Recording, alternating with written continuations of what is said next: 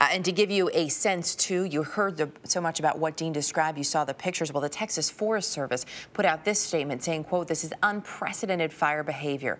No one on the face of this earth has ever fought fires in these extreme conditions." That gives you a sense of what the folks on the ground are up against. Tom Boggus is director of the Texas Forest Service and joins us this morning from Bastrop.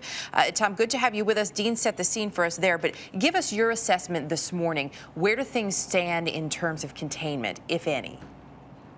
Well, there's no containment right now, Erica, but the good news is the winds have died down, the tropical storm has moved off, and we've been in a defensive mode for a couple of days now. And really all you can do is get people out of the way, protect homes where you can, and make sure our firefighters are safe.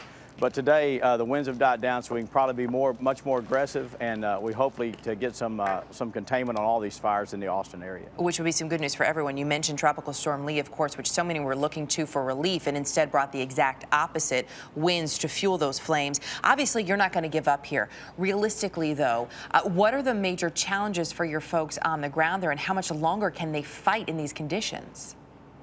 Yeah, well, in Texas, the #1 line of defense are volunteer firemen, and so we're there to support them. But all the firefighters are fatigued, and that's our really concern right now is getting replacements in here, making sure our firefighters are safe and get rested so we can attack this fire head on.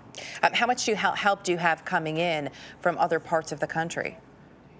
We've had, since January, we've had over 12,000 individuals coming in from all across the states, United States, and they've been a great help to us. We've got 2,000 people outside of our own resources here now from all across the nation and helping us. And we've got, we're requesting other resources, but as you heard just a few minutes ago, we're not the only crisis going on. The tropical storm still causes issues. The Irene causes issues in the Northeast, and California and Arizona are having fires. So we know we're not the only game in town, but we're going to continue to request resources, and we're going to use what we have wisely. The conditions in some areas which are not at this point burning, have been described as explosive. I also read at one point, someone said 90% of these fires, as many as 90%, may actually be caused by people. It's impossible to ignore the danger, but did the folks there get it, you think?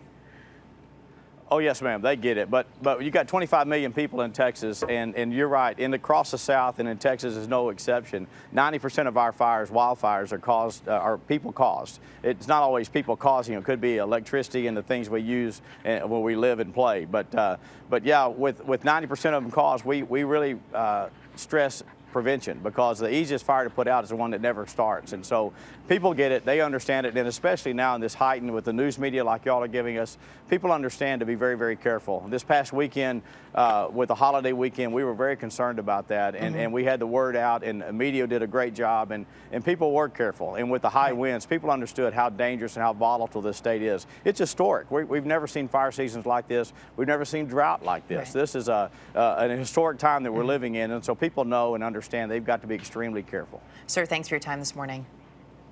Thank you.